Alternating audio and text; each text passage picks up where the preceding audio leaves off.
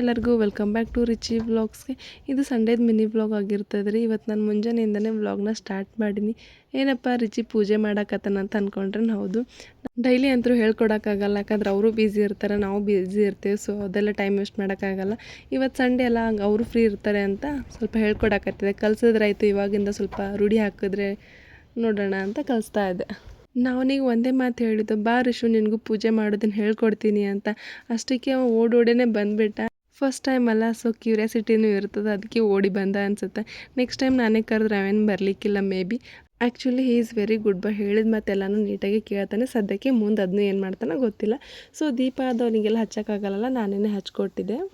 So ಅವನಿಗೆ ಒಂದೊಂದಾಗಿ ಸ್ಟೆಪ್ಸ್ನ ಹೇಳ್ಕೊಡಕತ್ತಿದ್ದೆ. First ದೇವ್ರನ್ನೆಲ್ಲ ತೆಗೆದು ಒಂದು ಬಟ್ಟೆ ತೊಗೊಂಡು ನೀಟಾಗೆಲ್ಲ ಕಟ್ಟಿ ಒರೆಸ್ಬೇಕು ಅಂತ ಹೇಳಕತ್ತಿದ್ದೆ. ಅದೇ ಥರ ಅವನು ಫಾಲೋ ಮಾಡಕತ್ತಿದ್ದ. ಎಲ್ಲ ದೇವ್ರನ್ನ ತೊಗೊಂಡು ಒಂದು ಬುಟ್ಟಿಗೆ ಹಾಕಿಬಿಟ್ಟು ನೀಟಾಗಿ ತೊಳೆಯಪ್ಪ ಅಂತ ನಾನು ಹೇಳಿದ್ರೆ ಅವ್ನು ನೋಡಕತ್ತಿದ್ದ. ಆ ಕಡೆ ಈ ಕಡೆ ಮಾಡಿಕೊಂಡು ಆಟ ಆಡಿಕೊಂಡು ಗಜಿಬಿಜಿ ಮಾಡಿ ಹೆಂಗೋ ಒಂದಿಷ್ಟು ತೊಳೆದ. ಇರಲಿ ಬಿಡು ಪರವಾಗಿಲ್ಲ ಅಂತ ನಾನು ಸುಮ್ಮನೆ ಅದೇ. ಸಣ್ಣ ಮಕ್ಕಳೆಲ್ಲ ಏನು ಮಾಡಿದ್ರೆ ದೇವ್ರು ಸಹಿಸ್ಕೊತಾನೆ ಅಂತ. ಸೊ ಎಲ್ಲನೂ ತೊಳೆದು ಒಂದೊಂದಾಗಿನೇ ಇಡಾಕತ್ತಿದ್ದ. ಸ್ವಲ್ಪ ಆ ಕಡೆ ಈ ಕಡೆ ಇಡ್ತಿದ್ದ, ನಾನು ಅಂತ ಸರಿ ಮಾಡಾತಿದ್ದೆ ಅಷ್ಟೇ. ಗುಡ್ ಬಾಯ್. ನೆಕ್ಸ್ಟ್ ಗಣಪತಿ ತಗೋ, ವಾಶ್ ಮಾಡು. ಇನ್ನೊಮ್ಮೆ ಎರಡೂ ಕೈಯಲ್ಲಿ ವಾಶ್ ಮಾಡು. ಅಲ್ಲಿಡು, ಅಲ್ಲಿಡಮ್ಮ. ಎಸ್, ತಿರ್ಗಿಸ್ ಈ ಕಡೆ ಜಜ್ಜಿ ಹತ್ರ ಹಿಂದಕ್ಕೆ ಸರ್ಸು. ಇವಾಗ ಲಿಂಗ ತಗೋ, ಲಿಂಗು ತಗೋ. ಅದಲ್ಲ, ಆಮೇಲೆ ತಗೋ ಲಿಂಗು ತಗೋ. ಅಲ್ಲಿಡು, ಗಣಪತಿ ಬಾಜಿಡು. ಅದು ಆಮೇಲೆ ಅದಲ್ಲಿಡು. ಗುಡ್ ಬಾಯ್, ತಗೋ. ಇಡು. ಗಣಪತಿ ಬಾಜು ಇಡು. S, good. ರಿಚಿ ಬೇಕು ಅಂತಲೇ ನನಗೆ ಕಾಡ್ಸಕ್ಕಾಗ್ತದೆ. ಲಿಂಗ ಇಡಪ್ಪ ಅಂತ ನಾನು ಹೇಳಿದ್ರೆ ಇದಿಡ್ಲಾ ಅಂತ ಕೇಳಾತಿದ್ದ. ಫೈನಲಿ ಲಿಂಗ ಇಟ್ಟು ಪೂಜೆ ಮಾಡಾಕತ್ತಿದ್ದ. ಫೈನಲಿ ದೇವ್ರನ್ನೆಲ್ಲ ತೊಳೆದು ಈ ಬೂತಿ ಕುಂಕುಮನ ಹಚ್ಚಾಕತ್ತಿದ್ದ. ಅಷ್ಟೊತ್ತಿಗೆ ಅವ್ರ ಅಜ್ಜಿ ವಿಡಿಯೋ ಕಾಲ್ ಮಾಡಿದ್ರು. ಅವ್ರಿಗೂ ಹೇಳಾತಿದ್ದ, ನೋಡು ಅಜ್ಜ ನಾನು ಹೆಂಗೆ ಮಾಡಾಕತ್ತೀನಿ ಇಲ್ಲಿ ಅಂತ.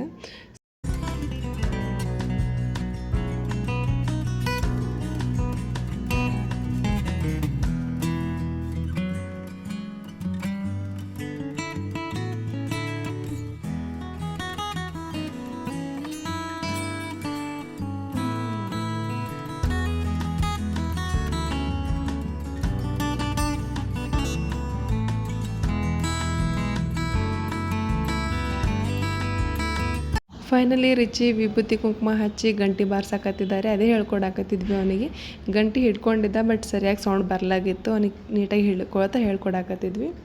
ಇಲ್ಲಿ ಜೆ ಅಲ್ಲ, ಇಲ್ಲಿ ಹಿಡ್ಕೋಬೇಕು. ಜೆ ಮುಖ ಇಡಿ, ಮುಖ ಜೆ. ಹಾಂ, ಉದಿನ ಕಡ್ಡಿಲಿ ಹಿಂಗೆ ಮಾಡು. ಉದಿನ ಕಡ್ಲೆ. ಗುಡ್. ಹಾಂ ಗುಡ್. ಹೊರಗೆ ಬಾ, ಹಂಗೆ ನಡಿ, ಒಳಗೆ ನಡಿ. ನೋಡಿದ್ರಲ್ಲ ಈಚೆ ಯಾವ ಥರ ಪೂಜೆ ಮಾಡಿದ ಅಂತ. ಪೂಜೆ ಎಲ್ಲ ಮುಗಿಸಿ ಅವನು ಸೈಕಲ್ ತೊಗೊಂಡು ಬಂದ. ಮಮ್ಮಿ ಇದಕ್ಕೂ ಪೂಜೆ ಮಾಡು, ಕುಂಕುಮ ಹಚ್ಚು ಅಂತ ಹೇಳಿದೆ. ಯಾಕೆ ಹಚ್ಚಬೇಕು ಅಂತ ನಾನು ಕೇಳಿದ್ರೆ, ನೀನು ಮಾಡ್ತಿಲ್ಲ ಪಪ್ಪನ ಗಾಡಿಗೆ ಅದಕ್ಕೆ ಮಾಡು ಅಂದ. ನಾವು ಅಮಾಸಿಗೆಲ್ಲ ಪೂಜೆ ಮಾಡ್ತೇವಲ್ಲ, ಸೊ ಅದೇ ಥರ ಅವನು ಪೂಜೆ ಮಾಡು ಅಂತ ಹೇಳ್ತಿದ್ದೆ. ಮತ್ತು ಬಂದು ನೋಡ್ತಿದ್ದ ಕಳ್ಳ, ಇದಕ್ಕೆ ವಿಭೂತಿ ಕುಂಕುಮ ಹಚ್ಚಿದಾಳೋ ಇಲ್ಲ ಅಂತ. ಮತ್ತು ನಾವು ವ್ಲಾಗ ಈವ್ನಿಂಗಿಂದ ಕಂಟಿನ್ಯೂ ಮಾಡಿದೆ ರೀ. ಸಾಬುದಾನಿ ಚೂಡ ಮಾಡಿದೆ ರೀ. ಯಾವ ಥರ ಮಾಡಿದ್ದೇನೆ ಅಂತ ನೋಡ್ಕೊಂಬರೋಂಬರಿ. ಫಸ್ಟ್ ಟೈಮ್ ಮಾಡಿದೆ ನಾನು ಈ ರೆಸಿಪಿನ. ಅದೆಲ್ಲ ಚಲೋನೇ ಬಂದಿತ್ತು. ಫಸ್ಟ್ ನಾ ಇಲ್ಲಿ 2 ಕಪ್ ಸಾಬುದಾನಿನ ತೊಗೊಂಡಿದ್ದೀರಿ. ಒಂದು ಬೌಲಿಗೆ ಹಾಕಿ ನೀಟಾಗಿ ವಾಶ್ ಮಾಡ್ಕೋಬೇಕು ರೀ 1-2 ಸೆಕೆಂಡಲ್ಲಿ. ಆಮೇಲೆ ನೀರನ್ನ ಫುಲ್ ಕಂಪ್ಲೀಟಾಗಿ ಸೋದಿಸಿ ತೆಗೆದು ಒಂದು ಪ್ಲೇಟಿಗೆ ಹಾಕಿ ಫುಲ್ ಡ್ರೈ ಮಾಡಬೇಕು ರೀ. ನಾನು ಒಂದು 4-5 ತಾಸು ಫುಲ್ ಕಂಪ್ಲೀಟ್ ಡ್ರೈ ಆಗಕ್ಕೆ ಬೇಕು. ನಾನಿಲ್ಲಿ ನೆಕ್ಸ್ಟ್ ಡೇ ಮಾಡಿದ್ದೆ ಕಂಟಿನ್ಯೂ ಆಗಿ. ಸೊ ನೋಡ್ತಿರ್ಬೋದು ರೀ ನೀವು ಇಲ್ಲೆಷ್ಟು ಡ್ರೈ ಆಗ್ಯದಂತ, ಫುಲ್ ಉದುರಾಗ್ಯದ. ಇವಾಗ ಒಂದು ಕಡಾಯಿಗೆ ಎಣ್ಣೆ ಕಾಯಕ್ಕೆ ಹಾಕಬೇಕು. ಸೊ ಎಣ್ಣೆ ಫುಲ್ ಗರಂ ಕಾಯ್ದಿತ್ತು. ಇಲ್ಲಿ ನಾನು ಒಂದು ಹಾಕಿ ನೋಡಿದೆ, ಕರೆಕ್ಟಾಗಿ ಕಾಯ್ದಿತ್ತು. ಇವಾಗ ಒಂದೊಂದು ಎಲ್ಲ ಬಿಡಿಯಾಗಿ ಹಾಕ್ಕೋಬೇಕು ರೀ ಸಾಬುದಾನಿನ. ಸ್ಟವ್ನ ಮೀಡಿಯಮ್ ಫ್ಲೇಮಲ್ಲೇ ಇಟ್ಟು ಕರಿಬೇಕು. ನೋಡ್ರಿ ಎಷ್ಟು ಚಂದ ಬರಕತ್ತ ತಾನೇ ಒಂದೊಂದಾಗೆ ಮ್ಯಾಗ.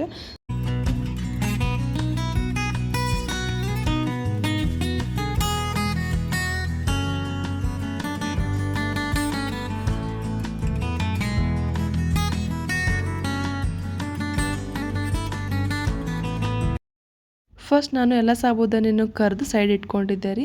ಇವಾಗ ಒಗ್ಗರಣೆ ಹಾಕಬೇಕಲ್ಲ ಸಾಬೂದಾನಿಗೆ, ಸೊ ಅದೇ ಕಡಾಯಿಗೆ ಈಗ ಸ್ವಲ್ಪ ಎಣ್ಣೆ ಹಾಕ್ಕೊಂಡು ಒಣ ಕೊಬ್ಬರಿ ಇರ್ತದಲ್ಲ ಅದನ್ನ ಸ್ವಲ್ಪ ಒಣ ಕೊಬ್ಬರಿ, ಕರಿಬೇವು, ಒಂದು 3ರಿಂದ 4 ಹಸಿರು ಮೆಣಸಿನ್ಕಾಯಿ ಹಾಕ್ಕೊಂಡು ನೀಟಾಗಿ ಫ್ರೈ ಮಾಡ್ಕೋಬೇಕು ರೀ. ಆಮೇಲೆ ಸ್ವಲ್ಪ ಶೇಂಗಾ, ರುಚಿಗೆ ತಕ್ಕಷ್ಟು ಉಪ್ಪು ಹಾಕ್ಕೊಂಡು ಫ್ರೈ ಮಾಡ್ಕೋಬೇಕ್ರಿ. ನಾನಿಲ್ಲಿ ಹುರಿದಿರೋ ಶೇಂಗಾ ತೊಗೊಂಡಿರೋದ್ರಿಂದ ಜಾಸ್ತಿ ಏನು ಫ್ರೈ ಮಾಡೋಕ್ಕೆ ಹೋಗಿಲ್ಲ.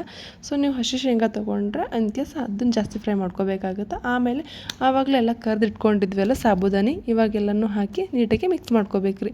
ಈ ಸಾಬೂದಾನಿ ಚೂಡ ಸ್ವಲ್ಪ ಸ್ವೀಟಾಗಿ ಇರ್ತದಲ್ಲ, ನೀವು ತಿಂದಿರ್ತೀರಿ ಬೇಕ್ರಿದಾಗೆ, ಅದಕ್ಕೆ ನಾನಿಲ್ಲಿ ಸಕ್ಕರೆದು ಪೌಡರ್ ಮಾಡಿದ್ದೆ, ಅದನ್ನು ಹಾಕಿ ಮಿಕ್ಸ್ ಮಾಡಕತ್ತಿದ್ದೆ. ಸ್ವಲ್ಪ ಸ್ವೀಟಾಗಿ ಇರಬೇಕು, ಚಲೋ ಅನ್ನಿಸ್ತದೆ ಇದು. ಉಪವಾಸದು ಮಾಡಿದಾಗ ಈ ಸಾಬೂದಾನಿ ಚೂಡನ ತಿನ್ಬೋದು ನೋಡಿರಿ. ನಮ್ಮ ಮನೆಯಾಗ ಎಲ್ಲರೂ ಇದನ್ನ ಇಷ್ಟಪಟ್ಟು ತಿಂದ್ರಿ, ನೀವು ಟ್ರೈ ಮಾಡಿರಿ, ಮಿಸ್ ಮಾಡಬೇಡಿ ರೆಸಿಪಿ. ಈವ್ನಿಂಗ್ ನಾವೆಲ್ಲರೂ ಸ್ವಲ್ಪ ಹೊತ್ತು ಫ್ರೆಶ್ ಅಪ್ ಆಗಿ ಹೊರಗೆ ಹೊಂಟಿದ್ವಿ ರೀ. ಶಾಪಿಂಗ್ ಇತ್ತು, ಇಚ್ಚಿದು ಮತ್ತು ಚುಮ್ಮಿದು, ಅವ್ರಿಗೆ ಸ್ವಲ್ಪ ಬಟ್ಟೆ ಅದು ತೊಗೊಳೋದಿತ್ತು ಅಂತ ಹೊಂಟಿದ್ವಿ. ಸೊ ನಾವಂತರೂ ಹೊರಗೆ ಬಂದಾಗ ಇಲ್ಲಂತೂ ಪಾನಿಪುರಿ ತಿಂದು ಯಾವ ಕೆಲಸನೂ ಮಾಡಲ್ಲ ಅಂತಲೇ ಹೇಳಬೇಕು ನೋಡಿರಿ. ಎಷ್ಟು ಸರಿ ತಿಂದೇವೆ ಅಂದ್ರೆ ನಮ್ಗೆ ಗೊತ್ತಿಲ್ಲ, ಅದೇನು ಗೊತ್ತಿಲ್ಲ, ಅಷ್ಟು ಟೇಸ್ಟ್ ಕೊಡ್ತಾರೆ ಇಲ್ಲಿ ಅಂತೂ. ನಾವು ಸ್ನ್ಯಾಕ್ಸ್ ಅದು ತಿಂದು ಹೊಂಟಿದ್ವಿ ರೀ. ನಮಗೆ ಪಟ್ಟತ್ತೆ ನೆನಪಾಗಿರೋದು ಜುಡಿಯೋ. ನಮ್ಮ ಏರಿಯಾದಾಗ ಹೊಸದಾಗಿ ಸ್ಟಾರ್ಟ್ ಮಾಡಕತ್ತಿದ್ರಿ ಈ ಜುಡಿಯೋನ, ಕಂಪ್ಲೀಟಾಗಿ ಸೆಟ್ ಆಗಿರಲಿಲ್ಲ. ಸೊ ನೋಡ್ಕೊಂಡು ಬರ್ರಿ ಯಾವ ಥರ ಕಲೆಕ್ಷನ್ಸ್ ಅದಾವ ಅಂತ ಹೊಂಟಿದ್ವಿ. ಸೊ ಅಲ್ಲೋಗಿ ನೋಡ್ತೀವಿ, ಸಿಕ್ಕಾಪಟ್ಟೆ ಅಂದರೆ ಸಿಕ್ಕಾಪಟ್ಟೆ ರಶ್ ಇತ್ತು ರೀ. ಯಾಕಂದರೆ ಆಫರ್ ಇತ್ತಂತ ಆ ದಿವಸ. ನಮಗೆ ಗೊತ್ತಿರಲಿಲ್ಲ, ನಾವು ಹೋಗ್ಬೇಕಂತ ಹೋಗಿರೋದು. ಆದ್ರೆ ಜನನೂ ಜಾಸ್ತಿನೇ ಇದ್ರಿ. ಆದ್ರೆ ಆಫರು ಎಲ್ಲನೂ ಚಲೋ ಐತ್ರಿ. ಜಸ್ಟ್ ಸಣ್ಣ ಮಕ್ಳ ಬಟ್ಟೆ ಎಲ್ಲ 99 ರುಪೀಸು, 199 ಎಲ್ಲ ಕಾಸ್ಮೆಟಿಕ್ಸ್ದಾಗೂ ಇತ್ತು, ಸ್ಲಿಪ್ಪರ್ಸ್ ಇತ್ತು. ನಾನು ಜಾಸ್ತಿ ವೀಡಿಯೋಸ್ ಎಲ್ಲ ಮಾಡ್ಕೊಳಕ್ಕೆ ಹೋಗಿಲ್ಲ ರೀ. ಸೊ ಜಸ್ಟ್ ಸಣ್ಣ ಕ್ಲಿಪ್ಸ್ ಇತ್ತು, ಅದನ್ನೆಲ್ಲ ಆ್ಯಡ್ ಮಾಡೀನಿ ಅಷ್ಟೇ. ನಾವೇನು ಜಾಸ್ತಿ ಹೊತ್ತು ಅಲ್ಲೇ ನಿಂತೆ ನೋಡಲಿಲ್ಲ ರೀ. ಯಾಕಂದ್ರೆ ಬಿಲ್ಲಿಂಗ್ ಕೌಂಟರ್ ಹಾಗೆ ರಶ್ ಆಗಕತ್ತಿತ್ತು. ನಮಗೇನು ಬೇಕೋ ಪಟ ಅಂತ ತೊಗೊಂಡು ಪಟ್ಟಂತ ಬಿಲ್ಲಿಂಗ್ ಮಾಡ್ಕೊಂಡು ಒಂದು 20 ನಿಮಿಷ ಆದ್ರೆ ಆಯ್ತು ಅಷ್ಟೇ. ಸೊ ನಾವಲ್ಲಿ ರಿಚಿಗಷ್ಟೇ ಬಟ್ಟೆ ತೊಗೊಂಡಿದ್ವಿ. ಯಾಕಂದ್ರೆ ಸಣ್ಣ ಮಕ್ಳಿಗೆ ಇರಲಿಲ್ಲ, 1 ವರ್ಷದ ಒಳಗಡೆ ಇರೋ ಮಕ್ಕಳಿಗೆ ಬಟ್ಟೆ ಎಲ್ಲ ಇರಲಿಲ್ಲ. ಅದಕ್ಕೆ ಸ್ವಲ್ಪ ಚುಮ್ಮಿಗೂ ನಾವು ವಿಶಾಲ್ ಮಟ್ಟಲ್ಲಿ ತೊಗೊಂಡು ಮನೆಗೆ ಬಂದ್ವಿ. ಸೊ ನಮಗೆ ಬೇಕಾಗಿರೋದು ಜಸ್ಟ್ ಡೈಲಿ ಯೂಸಿಗೆ ಬಟ್ಟೆ ರೀ. ನೀವು ನೋಡ್ತಿರ್ಬೋದು ಎಷ್ಟು ಚೀಪ್ ರೇಟ್ದಾಗ ಎಷ್ಟು ಚಂದ ಕ್ವಾಲಿಟಿ ಅದಂತ.